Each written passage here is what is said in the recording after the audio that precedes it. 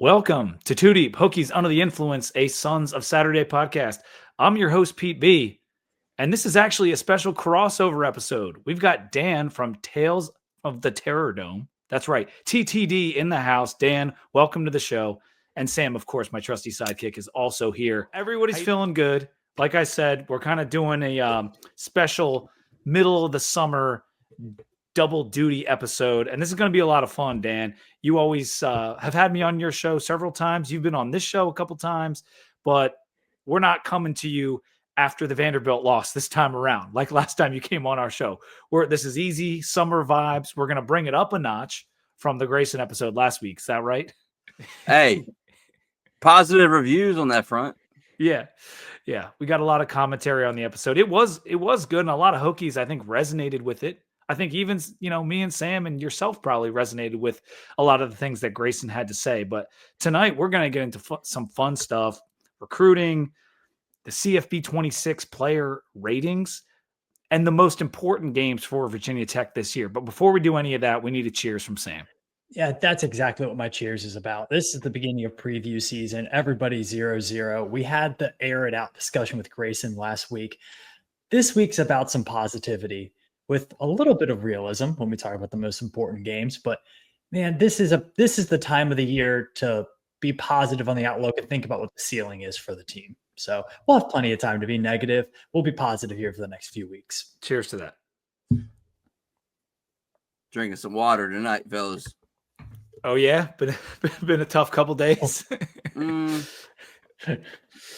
it's just concert season, so I've been getting it, and I got Zach Top on Friday night, so I already know, like, I'm gonna bring the vibes. So got to get your mind right for that. I understand.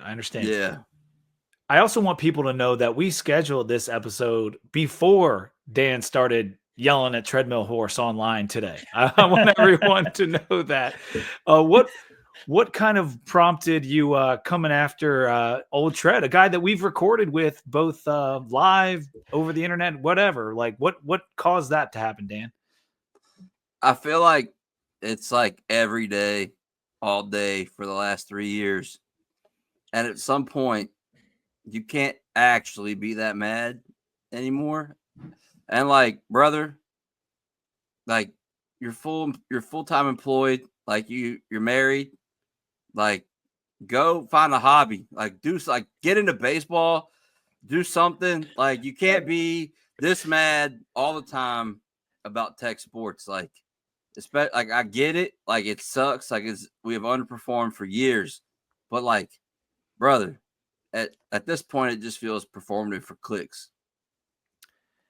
I will say they're playing for clicks. We're playing for championships. Yeah, I would say that for the most part, Treadmill was very positive for a long time on the platform, and a lot of spoke for a lot of fans, and still probably does with regard to the negativity. But it irked you, and I understand that. And we just talked to when we talked to Grayson, like we went over a lot of this stuff, and so Tread is not alone. But I understand where you were coming from too, Dan. And, we used to do your Beef of the Week segment. I guess that's this week's Beef of the Week. That might have been the first time I even came on your show. It was a Beef of the Week between me and Tread many years ago. Yeah. I mean, I'm just saying, like, bro, like, we get it. Like, you don't have to say it all day, every day. Like, we understand. Yeah, we're frustrated. Everyone's frustrated. We get that a lot. Like, we'll get messages and people tweet at us and stuff like, oh, why aren't you guys ripping into them harder? Why aren't you? I'm like, look, like, we all watch. Like, everybody is super well aware of what the scoreboard said. So, like, there's only so much you can do. I think it is also kind of part of our sports culture where, like, if you're not winning a national title, you're failing. And I think that's been a little bit difficult for Virginia Tech fans to swallow because we're not even at that point to fail, if that makes any sense. Like, we're so far away from that. So, but again, that's why the cheers was looking forward, positive attitude, talk about the ceiling, and we'll see what happens at kickoff in Atlanta. Yes, well, I think what triggered it for me was it was like I'm going to say national like it was like a 25 like most exciting teams to watch or something like that. Like or play college football 26 with, and Virginia Tech was like 24th. And I was like, objectively, like if I wasn't a fan of Virginia Tech, and we've lost a lot of one score games, like for just like a regular fan of football, that would close game like that would be fun to watch. So like just let it go.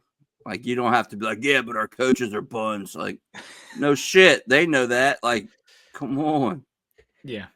Yeah, no, I get that. And I guess from a national perspective, playing all those close games, coming down to the wire with Miami, yeah, there is some excitement there if you want to call it that. And we will spin it that way for now. As Sam said, we move towards positivity. On a positive note, I'm on a brand new laptop, ladies and gentlemen. If I look shinier, if I look brighter, if it's making my ugly mug look just the slightest bit better, that's because I bought a Mac for the first time since we went 9-3.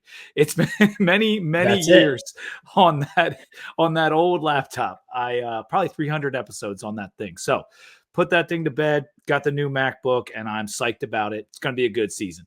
Let's get into some news and notes. First things first, Jaden Anderson in the transfer portal. He didn't make it to week 1, Sam. This is something that you've kind of said a couple times with recruiting. Like he didn't make it to summer camp. He was never on the roster. Never on the roster. Yeah. I guess on the spring roster, but not the real roster. And so Kiki Palmer voice. Sorry to this man. I don't know who he is. Sorry to this man. He was a 2025 wide receiver commit from Green Run, which has been a nice little pipeline for us. And we're going to talk about that a little bit more. But perhaps some issues after he got to campus, and it wasn't for him. So he's in the portal, and we will wish him well. Yeah. I also had a if we want to move on from that, unless you have something to say. No, just in all seriousness, like wish him well. These things, you're asked to make a pretty big decision as a college recruit based off of like a few text messages and a couple of visits on a weekend. So it's not always going to work out. And there are things at home that happen to all of these guys. So, wish him the best. But yeah, he's not a loss to the team. He was never really on the team. And we have a lot of young, talented wide receivers. So we will move forward.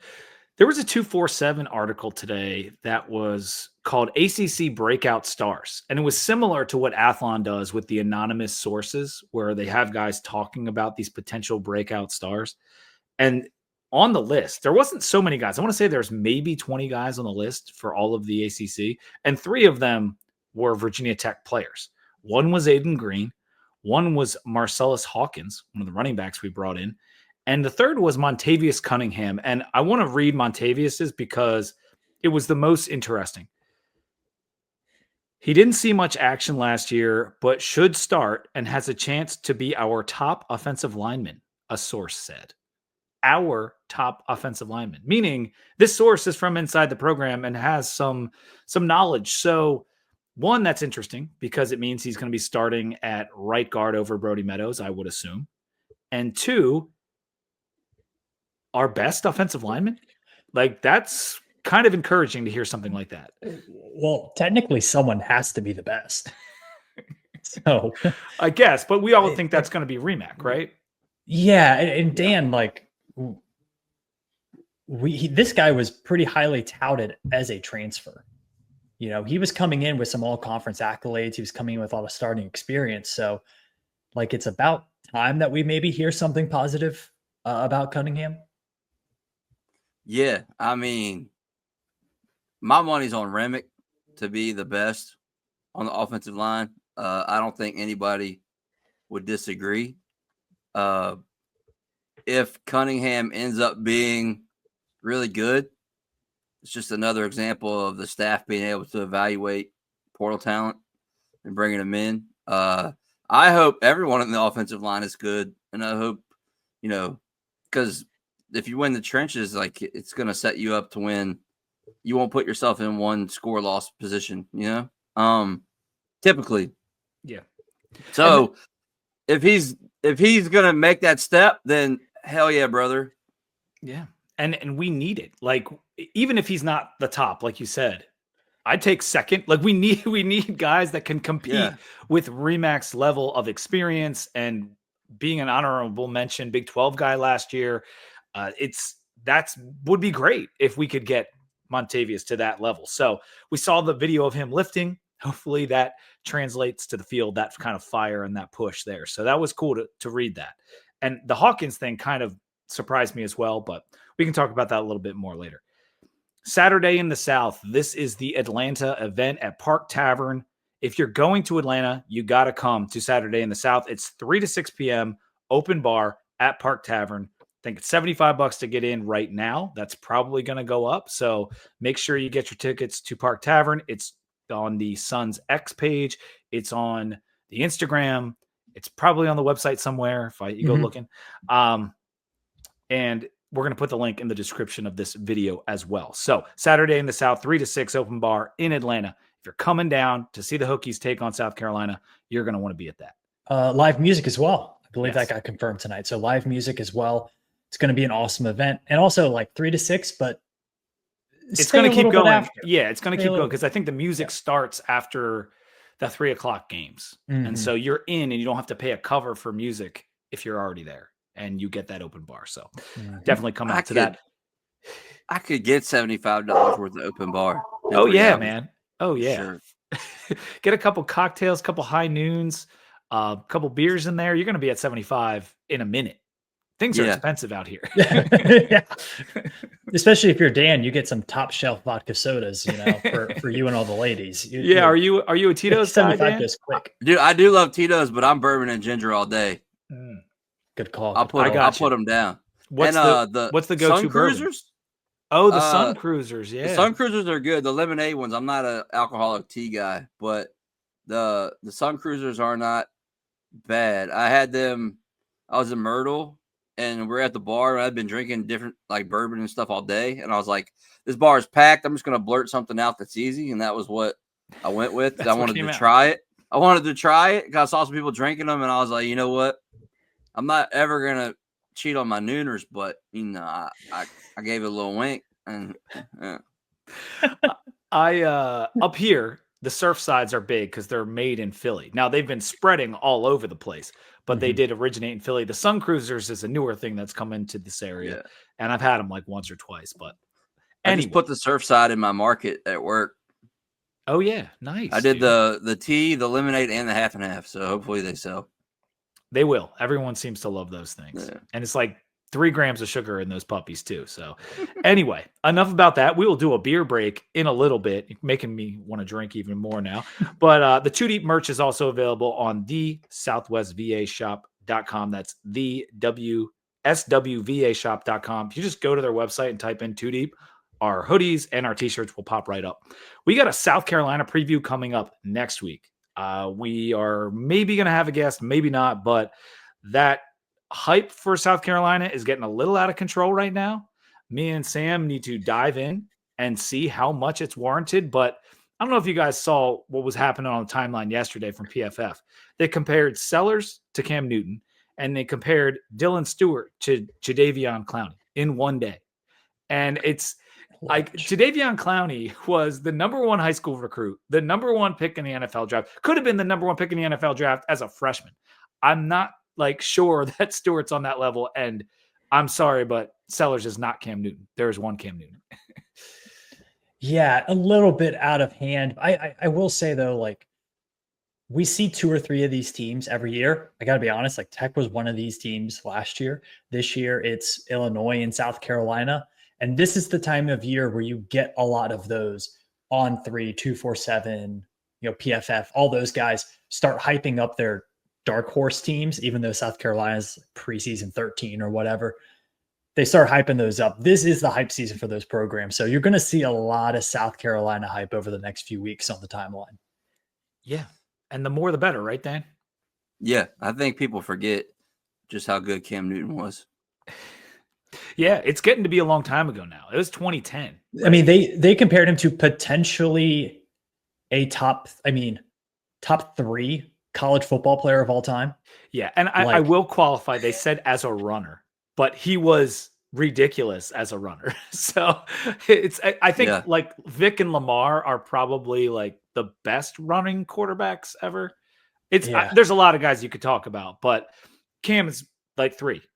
Probably. I mean, he's up there. So it would be a fascinating study to dive into that. But having both of them come out in the same day, I'm like, come on. But it's similar to the UNC hype. It's similar even to our hype last year. Like, so we saw those 2 teams fall on their face, UNC and us respectively. Let's hope the same happens to South Carolina against us. Let's talk recruiting, fellas. We got 2 commitments since our last show, but I'm not even sure we talked about the one before that. So Thomas Wilder, the 4-star offensive tackle from Green Run. That's where we get all of our recruits now, but I will take it. He's a 90 on 247, a 91.3 in the composite, and the number 317th ranked player in the country. Offers from Penn State, Bama, Georgia, et cetera, et cetera. I think 16 power conference offers was what they had listed, but it's probably just about every team.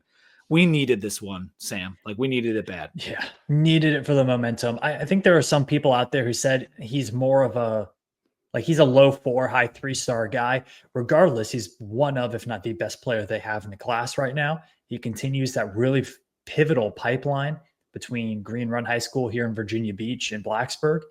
And he also is another piece of momentum for Matt Moore, that he's just recruiting and getting guys. And there's another offensive lineman from Richmond that they're really high on as well. So really, really like promising recruiting in the trenches. And I got to say, what's kind of funny about it is there's been all this momentum from Green Run.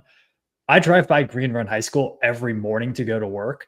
It is not a very big high school, and it's just like one suburb neighborhood that feeds it, that Virginia Tech's getting all these players from. And they've had a good team the last couple of years, like a really. And they used to suck. Yeah, like this is a very recent phenomenon. So I just think it's kind of funny, kind of cool to have that pipeline. Oh, it's great, and it's necessary. And the reason I said we needed this, Dan, is because you look at the class. It didn't have a crown jewel. It didn't have a 4-star. It hardly had any high-end 3-stars. So that's what made the Wilder commitment so necessary. If we didn't get this one, this class would be in a tough spot. Is that how you were kind of feeling? Like, how is it looking right now with the addition of Wilder and Adrian Hamilton, the 3-star that comes over from St. John's College in DC? I mean, you get Tommy Wilder. It's a massive position of need on the offensive line. It's a pipeline kid. You should get top 10 player in the state, which is important. I'd like to get a couple more of those somehow. And then you get Ace Hamilton, who interior lineman from a school we never get anybody from, top 5 player in Washington, D.C., who produces talent. Like, I think it's Matt Moore is refreshing. Like, yes, to have a guy just like, I mean, he's snagged like 7 or 8 guys just in the last cycle, and then also in this one. So like, he's already he's lapped Crook and Rudolph like twice. He lapped hasn't even Crook's been here last cycle in months. 2 weeks.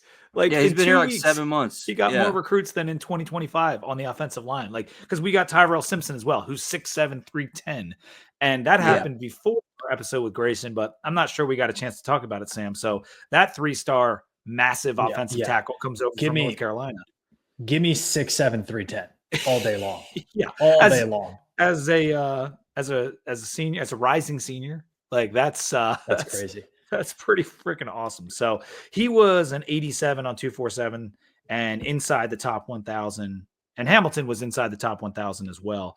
But Hamilton, for only being, I think he was listed at 6'2 and a half or 6'2", 12 power conference offers. That's a lot of offers from a shorter guy who that may mean he ends up at center. I know, like we were talking about this with Coach Holmes, like, there's not so many 6'2" guys in Power 5, but if there are, they're generally at center or, one of the right guards, obviously. So if he's, a Jason Kelsey type, that low leverage, that's what you could use right at center. And I love the Hamilton pickup, Wilder, obviously, and the size of Simpson. So we got 3 kids in this class, more than all the offensive linemen we had in last year's class. Matt Moore, doing work, has something to sell. It is refreshing, Dan. That was a good way to put it. Yeah. And a caveat to that, it would be nice to win some games this year so that the staff can stay intact and he can really get some work done. I know. I think the same thing because I just wish, like when we hired Crook, which was bad timing, if we had had Matt Moore then, where would we be now?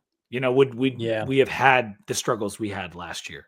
But this is where we are. And Matt Moore is probably the main reason, him and Ferg, because the coordinators, I don't know what's going to happen. I feel good, but I'm confident in Ferg and I'm confident in Matt Moore. And I think I want those guys to be around and see what they can do at Virginia Tech. Overall, the class has 9 commitments now. It is July 9th. Tomorrow's July 10th. And we are number 82 overall in the composite. Number 82 out of 136 teams. Last in the ACC still in the overall score. 14th in the ACC out of 17 teams in average rating per recruit. We still have some serious work to do. It's nice to get Wilder in the fold and Hamilton and build on the lines, but we got work to do, man. Yeah, a lot of work to do. And actually, Dan, I think you make a great point about how important it is to just get some momentum if you're going to get this program back to where it needs to be. I just looked at the 2027 class in the state of Virginia, which makes me feel, first off, really old, but also 4 of the top 10 are offensive linemen right now on 247. So if you prove that you can recruit and develop at the offensive line, you have 4 of the top 10 in your state are offensive linemen. You know, that's just put that one in the bank. Yeah, that is something to think about. And you know what else is coming up in terms of the other recruits we're looking at? I think you talked about someone from Richmond, Sam. Nick Reddish is announcing on 7-Eleven. We are in the running. I don't know exactly where we stand, but brother of Quentin Reddish. So it would be nice to pick up Nick. I think he's a 3-star. At one point, he was like a really high recruit. I think he's dropped a little bit in the rankings, but there's other announcements coming up. There will be, I'm assuming, some more commitments in July. We definitely need them. So we'll keep our ears and eyes peeled for that and keep you guys updated. Yeah, I don't know what Nick Reddish is going to do, but I would probably suggest just going to 7-Eleven and getting your free Slurpee and calling it the win for the day because I don't know, man. I don't know what it's going to look like, but I haven't heard much. So, like, usually when I don't hear much or, like, nobody hears much, like, it's not good. Yeah, because there was a lot of smoke around picking it up. Yeah. If the pods aren't picking it up, then I don't know. Yeah, I got you. All right, let's do something fun here, guys. We're going to add the College Football 26 player ratings to the screen. And I took the liberty of culling all the guys that were over 80 in the college football ratings on Virginia Tech and putting them on the screen and dividing them where they belong. So we got offense, defense, and one special teamer in John Love. He comes in at an 83. Our highest rated guy was Tomas Rimac, as we talked about earlier. You got a 91 overall rating. Number 2 behind him, the guy that has not really been at Virginia Tech yet. I think he just got here over the summer. Terrion Stewart, the running back from Bowling Green, Sam, comes in at number 2. Yeah. And then you kind of look down this list. Is there anything that's kind of standing out to you from these guys? Yeah, Braden Bennett. Yeah. At 86 overall. Like, first off, I don't want to consider their player ratings as like actual analysis on how good a team is. It's not gospel. No. It's totally for fun. But he's someone that I have to keep reminding myself, first, that he's on the team. But second, he was a really productive running back in the Sun Belt. Like, this guy was not a back of the bench player. He had games of over 100 yards. He's a really good wide receiver. He reminds me a little bit of like Deshaun McLeese when he runs. Like, there's nothing about the way that he plays that is particularly jaw-dropping, but he does just produce and he gets yardage and he does a lot of different things. I think you're going to see a lot more Braden Bennett this year than people think, especially since Terrion Stewart was not in spring ball. Yes. I still think Terrion will end up leading us in carries from a running back, barring injury. Sure. But Bennett's going to be a factor. And then you look at down the list, Dan, there's 2 more running backs on this list, including Hawkins, who I talked about. But look who's at the bottom there. Overton's at 80? Yeah. Jeffrey Overton, true freshman, who's coming off an injury himself, is at an 80. So we got 4 running backs all over 80 on this roster. There's only 17 guys on our team that are over 80. 4 of them are running backs. Dang, I've heard good things about Marcellus Hawkins. Yeah. John Love should be higher. You think so? 83 is probably pretty good for a kicker. Yeah, but he got NFL leg. I'll take it. I just don't know if they have to ding the kickers because of speed and stuff like that. It's just gonna bring them down.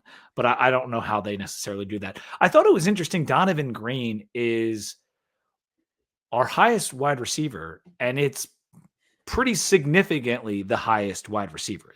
A snub of not getting an 80 is Aiden Green. And that I would have almost thought those would be swapped, Sam. Yeah, Donovan Green has a bit more film on him than Aiden Green does.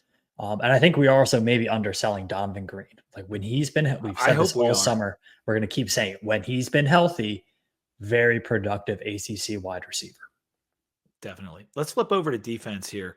The top defender is our transfer, Christian Ellis. You've talked a little bit about him a couple months back, Sam. Do you expect him to be on the field the most of all these safeties? I don't know. I got to be honest with you, because I think it is still very much an open competition there that'll work itself out in fall camp. Again, he's a Mountain West guy. He was on a bad defense at New Mexico last year, a really bad defense. And I think sometimes it's hard to tell how good he is when all of the guys in front of him as a safety are making mistakes. So you're really only going to see what he looks like in fall camp, but he's a really rangy player. He kind of plays center field back there, multi-year starter. Yeah, it makes a little bit of sense. Ben Bell, Kelvin Gilliam, James Johnson. Hearing phenomenal things about all 3 of those guys this summer. And that is really, really exciting to me, because this team has got to perform better in the defensive front 7 consistently. We saw what it looked like last year in the games against Georgia Tech. The game against Rutgers, the run defense was very good, even though they lost that game. If that defensive front 7 comes to play week 1 and week 2, the Hokies could be looking at 2-0. And those 3 guys are going to be playing a lot of snaps and need to be very, very good players. What's crazy about the top 4 on offense and defense, 7 of them are transfers just from this past cycle. It seems as if transfers are getting more of a bump maybe than guys that are in-house. And maybe that's because transfers produced and that's why they do transfer. But you've got Remax, Stewart, Bennett, and Green on offense. And then Drones, which is also a transfer right behind them. And then Ellis, Bell, Kevin Gilliam, who transferred 2 years ago, but still a transfer. And then James Joncom, before you get down to Caleb Woodson and Benji Gosnell, respectively, on the 2 sides. So it is funny how all the guys with the highest ratings were not on Virginia Tech's roster 2 years ago. Welcome to college football in 2020. Yeah, this is how it is. I mean, Pry has done very well in the portal through the first couple years. And we're hoping that, and we should have faith that these guys that he's decided to bring in are also going to be good, especially when you see a couple of them on the D-line with JC Price. Is that right, Dan? Yeah, I'm excited for the D-line. The trenches on both sides are obviously always the most important, but I just think that D-line is going to be you got the Ginger Gang on the sides. Gilliam, I heard Copeland. Good things about Copeland this summer. Yeah. Laws, I'm excited for that. He only got limited looks last year, but when he was on the field, especially in the bowl game, he looked like a demon. He looked like a demon in the spring game. So I'm excited to see what kind of tempo we can create on the front lines with the beef, Yeah, I am optimistic that despite the losses, the D-line could potentially improve this year, especially because it's going to be a totally different system with 3-down looks and 4-down looks and guys standing up, and there's potential they could produce at an even higher level. But that's going to be hard because we lost APR. I think we'll see probably the most rotation we've seen play personnel wise I think we're going to see a lot of people see the field. Like, I'm excited for Tyson Flowers from Rice. That guy supposed to be mad. I mean, he's getting a lot of social media buzz from the Tech account. So Yeah, I love that interview he did with Colby. Yeah. I think you're like right. Like, this team has to be greater than the sum of its parts in order to get to that, let's call it 8-win level. Like, they need to be able to rotate fresh bodies in the defensive line. They need to be able to have a fresh legs at running back every single play. It's a little bit different than I think last year, that the team felt very star player driven. Like, we're going to have a good game if Tootin pops off. We're going to have a good game if Dorian Strong and Mansour Delane lock down on the outside. Mm-hmm. This year feels much more holistic, you know? And I think you're kind of seeing that. It's something as silly as video game ratings, but you're kind of seeing that. You have a lot of guys kind of sitting there in the low 80s, and a lot of them are transfers that we just hope figure out the new system and everything like that. There is, so when we talked that these are not gospel and they're kind of just for fun, here are some examples. One, Pop was a 72 and AJ Brand's a 76. So let's figure that one out. Also, Rangel, the transfer quarterback from Oklahoma State, who for all intents and purposes is only needed in case of emergency, is a 75. So he's also rated higher than Pop. Pop just like continues to get disrespected. He even posted about it. Yeah, he took issue. He posted like 72 overall, like on his X account. So that was funny. But I also noticed go ahead. Go on. No, I was just like, how low would your rating have to be for you to lose the excitement of how cool it is to see yourself in a video game? I think if I was like in the bottom like 10 guys of the team, that would probably kill my buzz a little bit. that would probably suck. That would probably suck. But that's all the more reason that like Keelan and Chance Wiggins are in the 60s. And to me, like that, and that's getting down very close to the bottom. Like, that doesn't make sense to me. Everything we've heard about those guys is they're going to be contributors at some point. They are super talented. And that's why they have to rate these games based off kind of like what they've seen on the field. Like, taking the unknown and giving them a ranking is extremely difficult unless you're some kind of 5-star, or apparently if you're AJ Brand and can get a 76 coming in when Keelan Adams is like a 63 or something. They'll do a ratings update in like October, and that'll be a good talking point for us. But I also noticed Isaiah Hickman, that kid that came in from USF.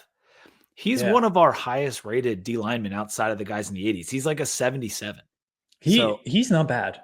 Yeah. He's not bad. Like, he's another guy who we're not talking about at all that's probably going to see the field. Yeah. Michael Short. We're not mentioning Michael Short at all. And nobody's talked about Michael Short. He's probably going to start. You think he's going to start at middle? Well, we got no Jordan Bass. Jordan Bass ain't going to start. Well, that's for sure. But we've got, and so it's Caleb Spencer. It's Keller at middle, and it's Woodson at backer. Or whatever you want to call it. Running 3? Give me Michael Short. Okay. What if this team runs a 4-3? They got to find somebody else. No disrespect to you mean a 3-4? Keller. No, if they run 3 linebackers. Oh, if they actually run 3 linebackers. I was talking. Yeah. Well, I always assumed the third linebacker would be, more of your Sam types, which I wouldn't consider to be like a Michael Short or a. I that's an open question. I don't. I just figure it's going to be a nickel or it's going to be a third safety all the time. Like that. Yeah. I mean, I would expect to see Caleb Spencer out there a little bit more, and maybe that's where you get like a Christian Ellis guy. Isaiah Brown Murray, I think, is the nickel right now, but he's the nickel. And he was above an 80 on that last list we showed. Yeah. And there was three corners at the bottom of that list too. It was Lovett, Caleb Brown, and Isaiah Brown Murray, were they listed as a corner, even though he's kind of more of a safety build, but he's going to play that nickelback. As at least that's what we heard coming out of spring. So yeah, it's interesting. And like I said, a lot of that stuff is for fun. Those are not necessarily the best guys on the team. It's just how they rate it out according to the game. Let's take a quick break, and then I want to ask you guys about your most important games for Virginia Tech this upcoming year. Two Deep Hokies Under the Influence is brought to you by Compass Coffee. With 16 locations in DC and Northern Virginia, Compass has become the go-to cup of joe in our nation's capital. Compass was founded by two Marines back in 2014, and they had a simple goal: make the best cup of coffee, one that points you in the right direction every day, kind of like a compass. Right now, they're offering our listeners 20% off their first order using code 2DEEPVT. If you don't live in the DC area, that's okay.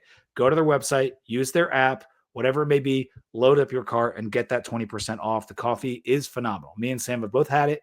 We both love it, and I'd highly recommend it. Compass Coffee, great coffee doesn't have to be complicated. Since we are doing a crossover here, Dan, do you have something you got to plug? I mean, dude, like, look, at this point, it should be automatic. If you're in Blacksburg and you're down on you're down on downtown, and you're having a couple of them things, and you want to slide down on Draper Street, walk into that lovely place we know is Benny's Pizza and get you a nice big slice to line that stomach. Maybe, prevent you from going cross-eyed. Maybe make you rethink a bad decision.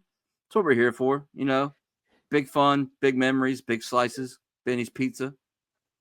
That's all I'm saying. Well done. That was Is that the actual tagline? Because if it's not, it definitely should be. I just made it up. There's some nights I probably should have lined my stomach with a Benny's. And I love Chris, the owner of Benny's. Great guy. Went to college with him. Lived in my apartment complex. He actually texted me the other day about Roy Rogers coming back in New Jersey. He was like, I think this is near your house. And I was like, it is. But Chris is a good dude, and Benny's is awesome. So I support that message. Right now, Sam, I need to know what you're drinking. I am continuing through the Sam Adams special summer pack. Did the blueberry lager last week. This week, we are on to the summer ale. It's this bright yellow can with the navy on it. It tastes like a summer ale. Like, there's not a lot to it. It's almost zero hoppy flavor, not bitter at all. It more shandy than ale, to be honest with you. Is really, really light colored. I don't know if you can see how light yellow it is. It's good. Like, it's not a specialty beer. It's not one that you're going to rate really highly on Untapped, but that's not what it's here for. It is here for last week. The blueberry lager felt very lakeside. This feels beachside. This is, you pack the Yeti of this when you go to the beach, when you're doing like an all day beach thing. So this is a beach one. Pick a different body of water for every beer that you have. It's giving beach. It's giving beach. It is. What percentage of our listeners do you think have not had a Sam Summer Ale? Because it's been around for a long time. Yeah, it's a classic Sam. Yeah, but I got to be honest. Like, I never really drank Sam Adams. Like, I had a Sam Adams before, and I had Oktoberfest, but I didn't do their other ones. See, you were too young when Sam was one of the first craft beers in the game, right? Like the Boston Lager, the Summer Ale, even some of their original IPAs, they didn't really stick because Sam had some trouble nailing their IPAs early on, and they lost some traction.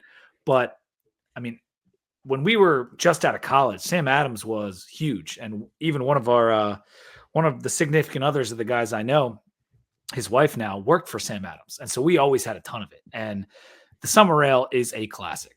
Back porch beer, beach beer, whatever it may be. It is very. There's another one called Back Porch that we'll get to later. Porch Rocker? Porch Rocker, that's what it is. Yeah, so that's the shandy, right? Yeah. I have a different body of water in mind for that one. Okay, nice. Mm-hmm. Have y'all tried garage beer yet? Oh, yeah. I have not. I've had it on the show. And that's even more surprising, Sam, because you're the Cleveland guy. Yeah, look, if I'm getting a Cleveland beer, I'm getting Great Lakes. Okay. But garage beer, I'd be down to try some. Actually, I'm not sure if it's from Cleveland, but it's from Ohio, and it's backed by the Kelseys. Yeah. And the lime is a great summer beer. I've got a bunch in my fridge right now. It's really good. The regular garage beer it's a Bud Light. It's a Coors Light. It's just one of those regular American light beers. I think it's like 95 calories. It's good. The lime, though, it's better than a Bud Light lime because it's just like sometimes you drink a Bud Light lime and you're like, this is kind of like a fake drink. It tastes like I'm drinking some kind of like beer chemical. Whereas like the garage beer lime is just like a refreshing summer beer. So I do like it. Dan, to answer your question. I'm having the Dogfish Head 75-minute. I had never seen this, and if I had, I forgot. But I was down in Delaware, and there was a mix pack, and it was the 30-minute, the 60-minute, the 75-minute, and the 90-minute in the mix pack. And this is 7.5% alcohol, thus 75-minute, and it's good. It's I generally like IPAs that are between 6 and 8%. This is a traditional like darker, not New England, not hazy IPA, but it is good, and it's almost like a West Coast. Despite being from Delaware, it kind of has that bitter vibe. Would be great with some food. It's not my favorite IPA ever, but being a Delaware guy, Dogfish also being one of the originators of craft beer, I respect it, and I would need to try it on tonight's show. So the Dogfish 75-minute, I'd probably give it a 3.5, which isn't terrible. Could be better, but it's just not quite as good as I want it to be. All right, guys. VT's most important games.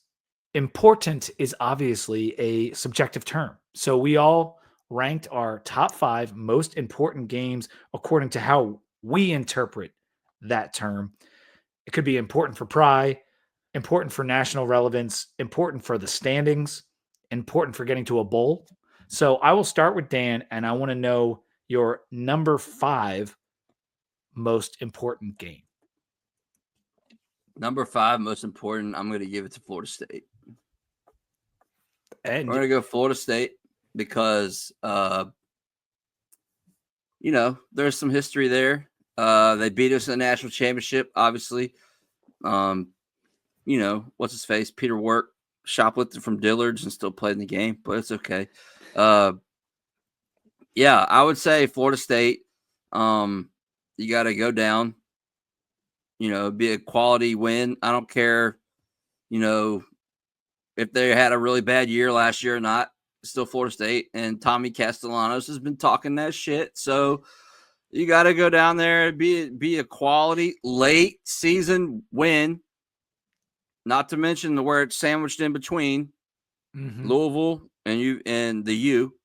So I just think Florida State is my 5th best or most important game of the year. All right. Sam, what's your number 5? A lot of the same reasons, but a different game. I got Louisville's number 5. I think, it's a late season game. This is one of those. This is a game that Tech I don't think is going to be favored in or expected to win preseason, but it's a massive opportunity. You get one of the ACC's best teams. You get them at home. You'll have a long extra day of rest with Cal game, bye week coming up, nothing to lose, playing at home. I think that's a massive game because we need some signature wins in the Pry era. That would be one of them. So that's a big one for me. I put number 5 as Cal because it's on national TV. It's at home on a weeknight, and it's important in the sense that you can't lose that one. Mm-hmm. So I'm perceiving that, and the fact that it's on ESPN on a weeknight, something that we're known for. We're going to be doing our entrance at home, the whole 9 yards. I don't want to do the entrance, Johnny Cash, the whole thing, and then lose. I like that. That sounds awful. I want to remind the country that we are a tier above Cal. Fucking Cal. I want to remind people of that. So they shouldn't even be in this conference. So let's win. That's my number 5 game. What's your number 4, Dan? Number 4 for me, I'm going to say on the road at Georgia Tech. Brent Key, the Battle of the Brents. They're getting some momentum down there. They just hired the athletic director I would have loved to have had, Ryan Alpert. And I do think that's going to bite us in the ass. Stingy team, probably going to be pretty good. It's on the road. Mid-season is just, and it's like that annoying team that we always. I'm gonna call it a rivalry because it is. It's a technical. We've traded enough wins and losses. And I mean, just growing up, like Georgia Tech was always one of those teams that you wanted to beat, and it's your second trip to Atlanta. it's time to. I mean, it's one of those teams you want to handle every time you see them on the schedule. I'm going Georgia Tech. Nice. Sam? That's also the 7th straight game Virginia Tech will play without a bye week. So you need to be healthy going into that game. My number 4 is UVA. Okay. The rivalry part goes without saying. I think it is one of those games that if you're going to put together a respectable record, you need to win it. I would say this is probably they're on the lower half of teams on this schedule in terms of talent for sure. And you're going to have, it's not going to be a very hostile environment. We don't know who the coach will be for UVA at that point. We don't know who the coach will be for the Hokies at that point, to be quite honest with you. It's just a game that you have to win. You know that you're a more talented team. It has that importance. I will say, however, I feel like this game, unless the Hokies themselves are trying to avoid disaster, we just don't see the hype for this matchup preseason. It's just not there. So that's why it's number 4 for me instead of higher. Yeah, I had a similar thoughts on UVA. And so I'll do my 3 and 4 here, kind of in a snake draft style, because I put it number 3 and not number 2 or higher, despite it being our in-state rival, because of where it kind of falls in the season. It's neck and neck with some other games in terms of a can't lose. And after the season, would I want the UVA win more than a lot of these other wins? I would. But beating some of the teams that are earlier in the schedule, some of the better teams on the schedule, is more important for our program overall than beating UVA. Losing to UVA for the second time in 20 years, it would suck. But at least they're our in-state rival. All the season's already gone down. You're not like, your recruiting is what it is at that point, because signing day is like a couple weeks away. But if you lose some of those early in the season games, it could be a death knell to this coaching staff. So the Virginia game, while extremely important and a win that me personally, I will want more than just about any other one, it falls number 3 on my important scale. My number 4 is Miami, and I put it behind UVA. But it's a rivalry to us. It's our only chance besides South Carolina to play a nationally relevant team, a potential top 25 team.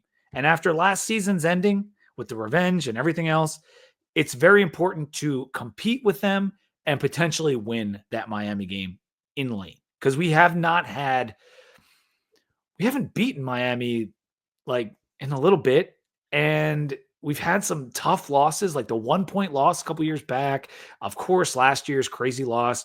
So I just really want to beat them with Carson Beck, with all the money they're spending. Mario, like that's huge. So that's my number 4. So I had Cal 5, Miami 4, and Virginia 3. Sam, since we're going back the other way, why don't you give me your 3rd? My 3rd is NC State, road game in Raleigh. These are 2 programs who are mirror images of each other in many, many ways. Most rankings have them right next to each other, and they have for a long time. They recruit the same guys. And to be honest with you guys, I think this is a winner stays, loser goes home game in terms of coaching job. Like, I think the loser of this game has an uphill battle the rest of the season to keep that job. NC State has a new new president, or chancellor. I think they call him a chancellor there. They're going to be ready for some turnover. Obviously, Brent Pryde needs to win some football games. This is an equal level set program. You need to be able to beat these guys. You've lost the last 2. Like, you can't go 0-3 against your peers 3 years in a row. And Virginia Tech has an opportunity in Raleigh. They shouldn't have to show too much against ODU and Wofford the 2 weeks beforehand. So this is like you got to win one of these games eventually. And this is a big one on the road. And they've beaten Pry twice already. Did we play them last year? Yes, we did. Wait, no, we didn't play them last year. Not last year, but the 2 years before that, we played 2 years in a row, and we lost after being up down in Raleigh, and then they kicked our butt 2 years ago. Oh, that was technically a 1-score loss. I know. We did end up coming back. You're right. Tech covered the onside kick and scored another touchdown, then didn't get the second onside kick. Yeah, this is a program that is resources-wise, recruiting-wise, historical success-wise, pretty even. And those are the teams you got to beat. But it's a road game. Next step. It's a road game. Half of the games are on the road. You got to win some of them. Well, this year we only have 3 true roadies because I'm counting UVA as a home That's game. true. That's true. All right, Dan, what's your number 3 most important game? Vanderbilt. All righty. They're coming to Blacksburg. Diego Pavia, he's won his petition. It changed college football as far as JUCO eligibility factors in. Mm-hmm. He's going to have a lot of hype behind him. They embarrassed us first week of the year last year, or we also embarrassed ourselves, but they came out ready. They punched us in the mouth. They made us look stupid. Vanderbilt comes in to Blacksburg, first home game of the year. You better handle business. Yeah, I completely agree. I have them as my number 2 game. Most important game, Vanderbilt. It's a must win if there ever was one for the staff. We talked a little bit about it with Grayson last week. Night game, the revenge factor. And if we can't beat South Carolina, you cannot go 0-2 if you're Brent Pry. Not against Vanderbilt. I mean, losing to Vanderbilt back-to-back seasons is worse than losing to UVA. It is. Power rank these back-to-back versus Rutgers, back-to-back versus Vanderbilt, back-to-back versus NC State, or just losing to UVA once? I think because of the history and recent history that Vanderbilt's the worst. The back-to-back against Vanderbilt is the worst. I know it's Diego Pavia and they've made strides, but they went 2-10 just 2 years ago. Before we went to Nashville, they were 2-10 going into that game. They had lost 10 games in a row. And so Rutgers has at least been successful under Schiano 2 decades ago. They had been successful under Schiano this time. He's a good coach. He's coaching the NFL. That's bad. Don't get me wrong. Losing to Rutgers back-to-back is bad. Vanderbilt would be worse. All right, Sam, why don't you give us your number 2? Miami. This program was built on reaching up and beating Miami. And to get them the second to last week of the season at home in the cold, Miami's going to be playing for a playoff spot. They hate playing in the cold end of the year. This is Virginia Tech's chance to, for the first time in my life, play spoiler for somebody else. For once, we're the boogeyman for once in one of these matchups. You got to take advantage of it. That Louisville game on November 1st, that Miami game on November 22nd, I hope it is 20 degrees. I hope it is yucky, sleety, wet snow. I hope it's windy. I hope they're undefeated. I want that to be the grossest football game that mankind has ever seen. Mm-hmm. And I really, really want Tech to win that game. Yeah. I think that is a really pivotal Virginia Tech Miami matchup. I think it is going to be one of the bigger ones that we've seen between the two in quite some time. Sam, you watching that game from home, Sam? I believe Blacksburg. Don't wish that weather on me. Look, I will. I guess that's the one little bit of Cleveland I kept. I'll watch a football game in the cold. I will not mind. If the Hokies are winning, I will be warm. And those little airplane bottles of Kraken, that's a great blanket. That and some thermal layers. It's probably not going to be colder than the spring game, Dan. That shit was cold as hell. No, last year global warming, it could be 70 degrees. We don't know. UVA last year was brutal. Yeah, that was cold. That was a cold night. That was cold, and I was sober. Why? All day. Because I had blood work 3 days later. And it was I was under strict orders from the blood doctor. You were being a good boy. Do not drink anything. And I was like, okay. That's tough. Well, yeah, I'm hoping for that cold weather because we saw Miami go up to Syracuse late in the year, despite being inside and blow their season. I would love nothing more than them to come to Blacksburg and blow their season this year. Dan, what's your number 2? Miami. So you agree with Sam on a lot of those points? Yeah, it's just one of those teams, one of those rivalries, whether they view it as one or not.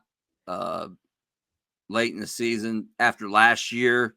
It's just one of the games you really want to get. Yeah. Carson Beck kissed my ass, dude. I would say the first 4, because we're all about to reveal number 1. And based on my calculations, we all have the same number 1 in South Carolina. The top 4 of these games, even South Carolina, despite us all choosing the same thing, they were hard. Like, they were really difficult to kind of parse out with UVA, Vanderbilt, Miami. Like, I guess, Sam, you might have had NC State in there instead of. I had NC State in there, but I think the reasoning is the same. You can just, prescribe a different team to it. Like, some of these ACC against the top half of the ACC, you got to win some of these, man. Yeah. The 5th game for me was tough. And we all kind of like went all over the place with Cal and FSU and Louisville. And I agree with a lot of the points you made. But for me, South Carolina being number 1 is about the opportunity. It's about playing Shane. And I don't want to take all the points, but the ability to change a narrative, it's so huge in this one, Sam. Yeah, I don't have South Carolina number 1. Oh my God, what? I have Vanderbilt. Yeah. Dude, you cannot, because South Carolina, you're correct. It's a massive opportunity. You have all of that ahead of you. If you lose that game, nothing really changes. You're not expected to win that game. It's a 10.5 point spread. They're a top 15 SEC team. They have a Heisman hopeful at quarterback.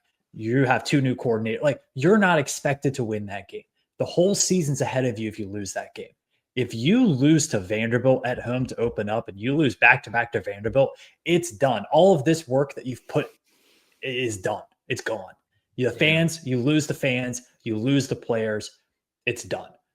That is as must win as we've seen under Brett Pry, outside of maybe the UVA game last year.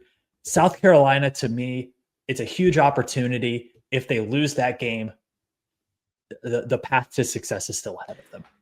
Yeah, and I don't want to be incorrect here, Dan. Your number 1 is South Carolina, correct?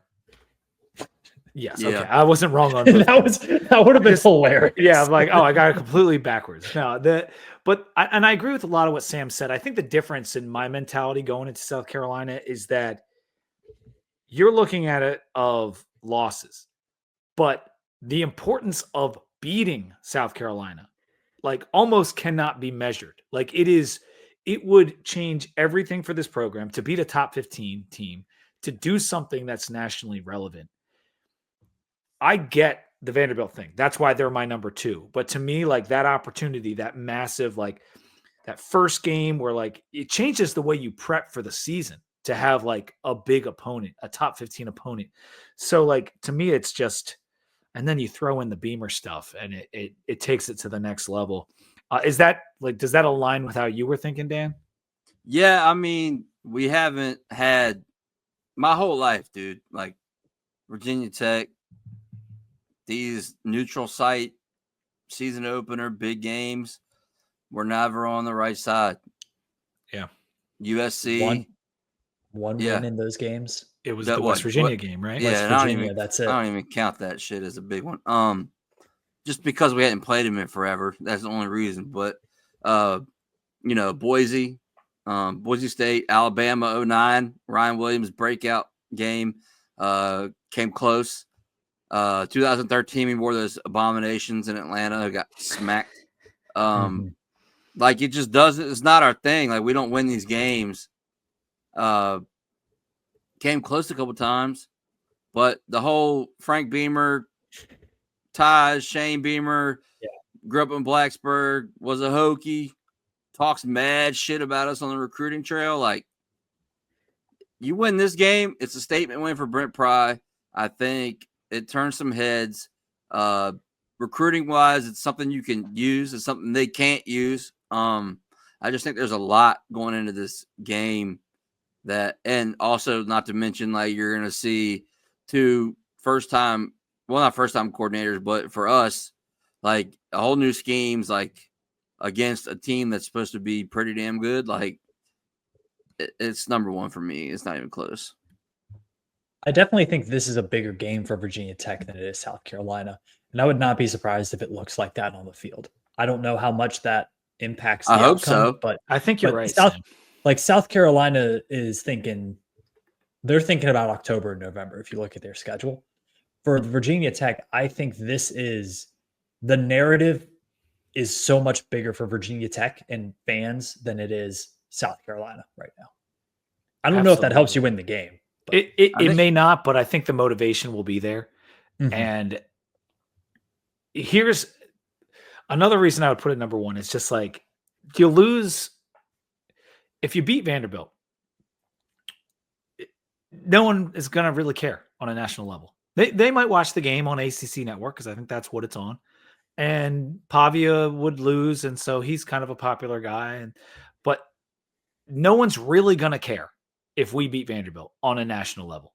They will care if we beat South Carolina. It is so important. But at the same time, Sam, my top four were like razor thin margins. Like I could have put UVA number one. Like I didn't, but like well, it depends on how the season goes. Like Yeah. if Tech drops a couple early season ACC games in October, like you might need that UVA game to make a bowl. But that's why I love the question, because it is so subjective. Like it is so like hard to parse out. Like what do you value as important? Because I'm sure some of our guys listening are like, UVA is number one. It's not a question. Like, come on. Like that's the most important game. But we're talking about a program here, not a rivalry, not just inside the state of Virginia. We're trying to build something that is sustainable. And if you're trying to do that and you want to throw out all the garbage that's been said all off season, South Carolina and Vanderbilt are 1 and 2. Like they are right there as so important for this team. But that was a fun exercise. And Shane's gonna care. If Shane loses, Shane's gonna care. Yeah, Shane is all-time press conference crash out. It's gonna happen. Let's get this talking point out of the way. What's Frank gonna be wearing? He will be wearing a shade of maroon. He's gonna go like a maroon jacket.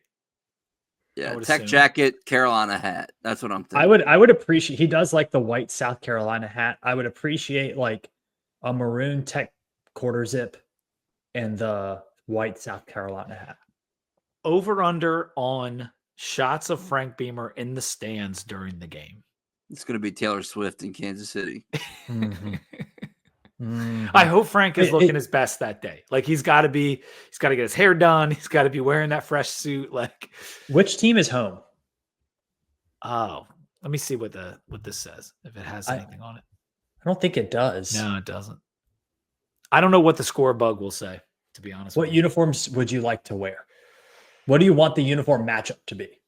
Because two teams the same color, like doesn't always look good on TV. No, it's one of the reasons I like watching us play Florida State or BC. Like I'm never a fan because the colors are too similar. In addition to those teams being annoying, but in a perfect world, we'd wear our maroon jerseys. But I don't mind if we went, all white or just white jerseys. Like that would be fine with me. Like that would be kind of a fun look. I do not want maroon, white, maroon.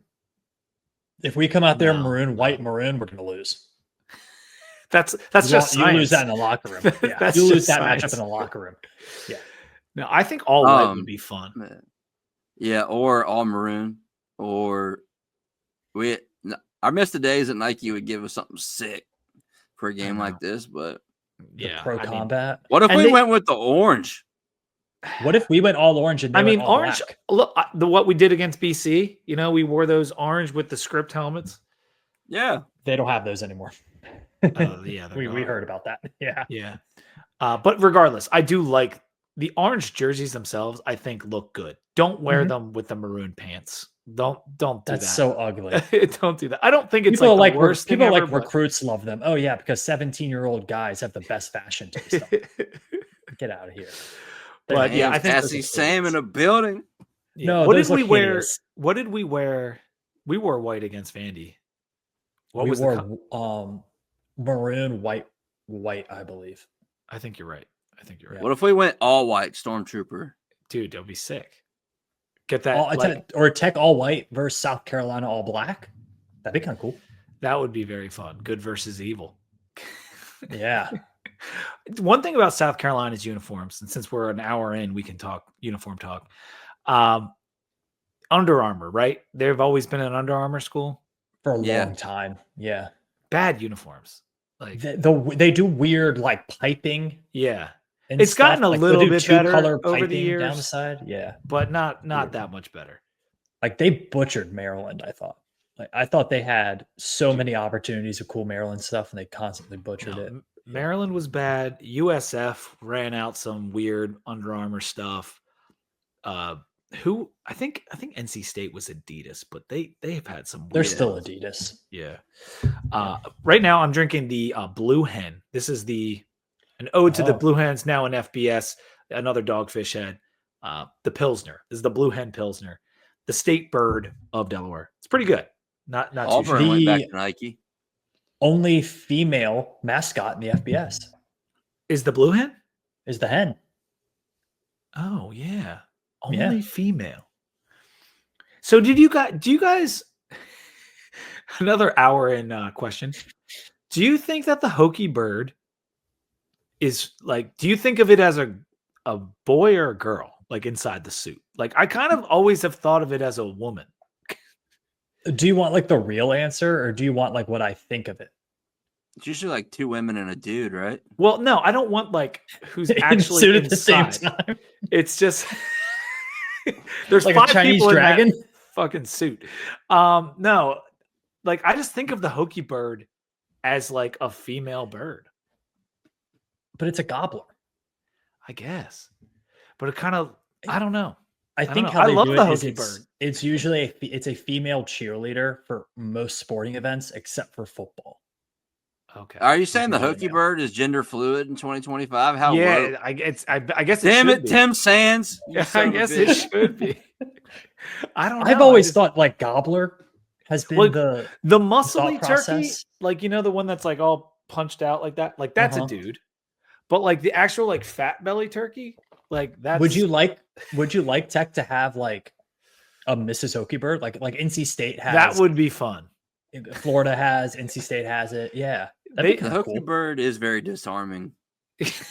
Like you see it and you're like, this isn't threatening at all. It's just cool. Like, Yeah, that's what I'm saying. It's not like Yeah. it's not like necessarily a masculine figure, but this is probably not a great 2025 conversation to have. I think look, I'm all for more people in costumes on sidelines of sporting events. So you've got Mrs. Met, right? You got Mr. Met, you got Mrs. Met. What are the Mhm. other like female mascots? Florida has 2. Oh yeah, NC State they've got one. NC State has 2, and the Demon Deacon married them at halftime of a basketball game. Fun fact. I in, have like, seen the female 1920s. wolf, yes. Yeah. And then the Philly Fanatic, occasionally there's a female fanatic that comes out. I know that. I'm trying to think of the other college ones, but anyway, Well, we're other getting a ones little out off the too, rails yeah. here, but I like mascot talk. This is fun. Anything else from you guys before we kind of close this thing out? We don't have the orange jerseys anymore. Is that what you said? Or the Oh, script we don't helmets? have the script helmets. That was a one-time thing for now. Mm. Yeah. I hope we rock a fighting gobbler helmet. I know we're going to, but like I don't know what game it'll be. You know we're going to? I have a good feeling. Like Witt told me at the tailgate thing last year in Manassas, he was like, Inside information? he was like, Insider he told me, he goes, he's like, I'm requesting the Nike fighting gobbler helmet. That's what I want. He was like, that was my era. I want that. And I was like, So oh, we I think if we the had AD a- wants it, he's probably going to get it. we had a discussion about this on a thread that Sam was on, that we did that right in the 2013 Russell Athletic Bowl Mhm. with the gobbler on the helmet. But I don't think that was the best execution of one of my favorite logos. Was Yeah. that your thought too on that one, Sam? I don't know if that was my thought, but I would probably agree with it. I think you do have a lot of people in the football program who we have heard are partial to the turkey-based logos. Yeah. So that's probably part of it too. Well, I the Penn don't know. State influence. Yeah, They it's go- that they go animal with- silhouette. They go with Look. the oval Penn State lion, and you've noticed on a lot of our videos on what the coaches wear, it's the Hokie head, just the head with the cut bottom. I love that logo. It's a good logo. It really is. I wouldn't mind seeing that on a helmet, but the Fighting Gobbler logo executed one. It was too big on those 2013 helmets. Like it was just too big.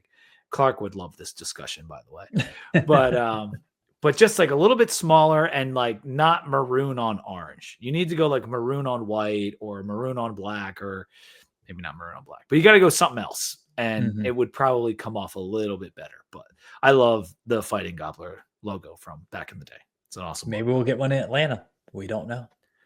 We don't know. As long as James Gale doesn't pop up wearing those gray, hideous things Or again. James Gale. Yeah, he had to be the model for that. I love James Gale. All-time UVA hater. Like, UVA more than anybody else.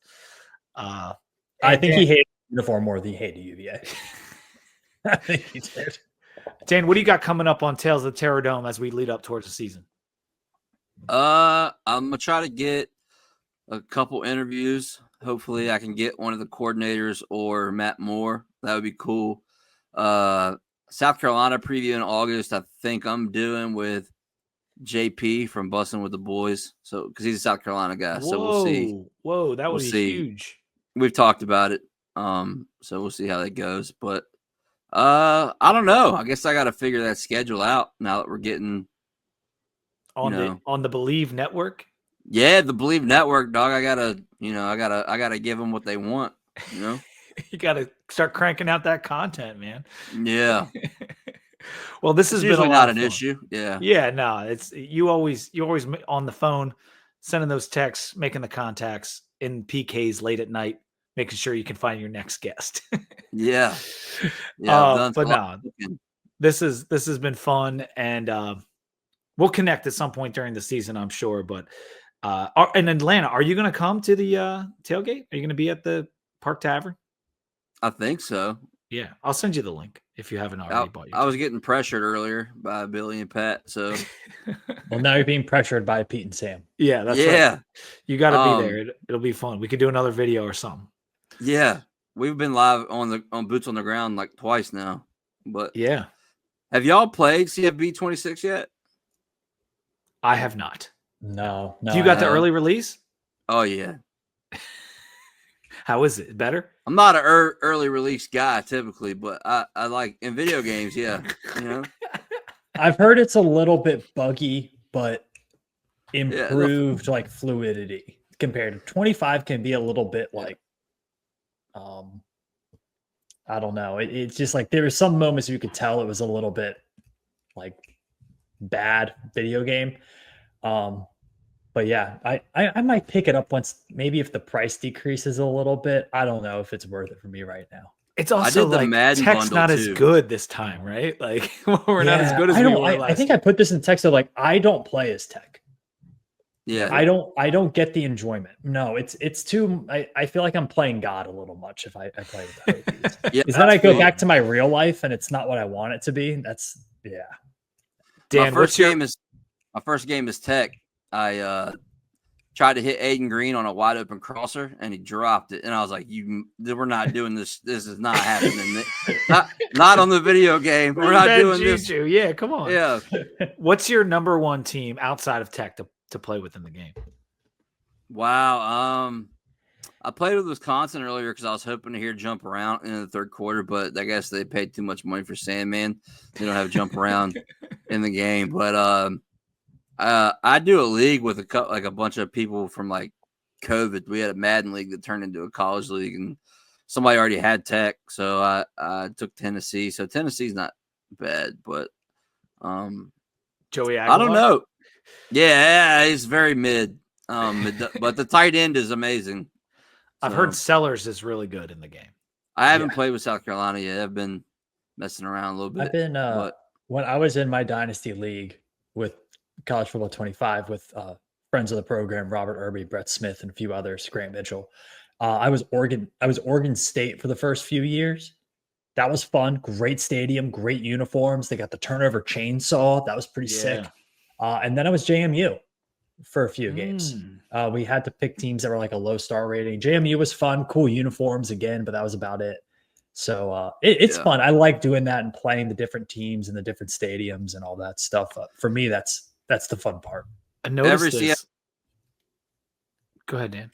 every CFB I've ever owned, I've always done a dynasty with Army at some point, so I'm probably going to do that. Mhm. And I'm going to an Army game this year. Navy very and Army excited. are supposed to be pretty good this year. Yeah. I noticed on JMU's schedule, Washington State is going to Harrisonburg. How fun is that? Wazoo in the Berg? Wazoo in the Berg. You're going to see the old big ass flag. I mean, Wazoo plays Oregon State twice this year on purpose. What? That's interesting. Yeah, they have a home and home.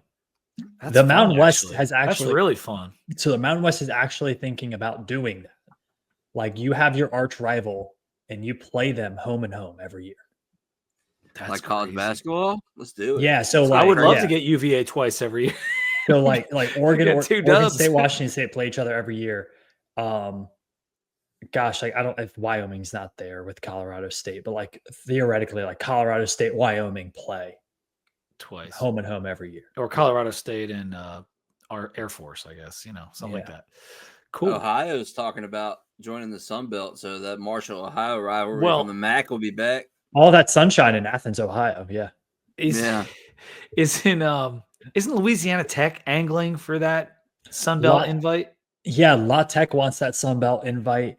Western Kentucky as well. It's a good league. Sun Belt's a good league. Pete, in a couple weeks, I have a list of things that I'm going to remind you about the 2025 college football season that you need to know before we hit week 1. Oh, I like this. Yeah, it's like 12 things long. Will this be our first CFB Monday episode? Maybe that's a good one. Yeah. Things you missed in the offseason. Things you need to get ready for. Because Solid Verbal, I was listening to Josh Pate. I don't always listen to Pate, but I like him. And he was talking about his influences in podcasting. And he talked about Cowherd and like how Cowherd was like a legend that would talk about college football on a national scale and the Solid Verbal. And I actually listened to the Solid Verbal this week for the first time in a while. But in 2013, like that was the podcast. Like I could not wait for that episode to drop. There weren't a ton of podcasts back then. And I wanted to hear what the guys had to say about the lines because they're one of the few pods that actually picked the lines. And they were talking about all the new things that are coming this year in college football. It was a really fun episode. And so that would be a good idea, Sam. Things that people need to remember as we head into 2025. Did he list Tales from the Terrordome as an influence? If not, he's fake. Freaking Pate. He snubbed you, man. He snubbed you. I think that's something Pate would be a great guest to have on one of our shows. We had Packer. It's probably our top guest we've had in the last couple of years. Spencer Hall was a great guest a couple of years back. But that's like CFB nerd stuff. Like I'm not sure the average person knows who Spencer Hall is, but for me, that was like the top of the mountain. Some episodes you got to do for yourself, man. Yeah, I know. And it did do well. It did do well. We got a guest for next week. It might just be me on it, but we have a special guest for like a 30, 45 minute interview. If you're on college football, TikTok and Instagram, you'll know. That's right. Sam did lock down a guest for next week. So that's going to be separate. I'm just kidding. It's going to be separate. It's not GFed, but GFed would be awesome. That guy rules. Or not Parker. There's some good ones out there. But yeah. What's crazy to me is I had no context CFB on like 2 years ago. We did a season preview and we went through like every single conference. And now Liam is like prominent figure on Barstool. Like it's crazy. That is wild. And they didn't he didn't announce that until he was on Unnecessary Roughness. But he was like, I'm no context CFB. I've been running this massive account for years. Yeah. He told me his name was Liam and I never put 2 and 2 together. And then like all of a sudden I was like, wait a minute, dude. You're on Barstool now. That's why you asked me to schedule a calendar date. I thought he was trying to big time me. Now he's got a busy schedule. I was like, damn, dude. All right, cool. So I'm gonna try to get him back on, but we'll see. Yeah, he had that glow up. That's what we're hoping for one of these Virginia Tech podcasters in this community to get up there. I thought it was going to be Billy Ray, but he's joining that workforce here soon. He might he might put his Barstool days on the back burner. But anyway. Really back in the hard hat mentality. 2017 hard hat award winner. Billy Ray Mitchell. And don't you forget it. People don't know Won't that. ever. I've seen the hard hat in person. All right, let's cut it off. Let's cut it off. That was a fun 20 minutes. It was great. good. If you're still sticking with us, Yeah. put Terrordome in the comments. Yes, that's right.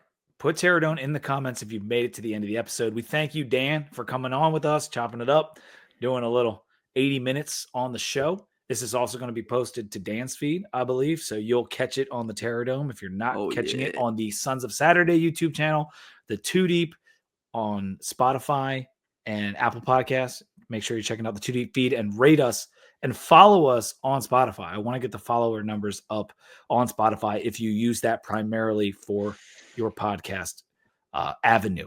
And so make sure you're following Dan, Tales from the Terrordome. He's actually got a channel on YouTube now too. So seek that out and follow that as right, Dan. Like I'm not, I think I saw our pretty faces on there last week. You did? Nice. He's going digital. He's going video. Yeah, make sure you catch this episode. Out of all the things going around in America right now that you can catch, this is the only thing that you want to catch. So catch this episode. Absolutely. All right. And until next time, guys, go Hokies. Go Go Hokies. Hokies.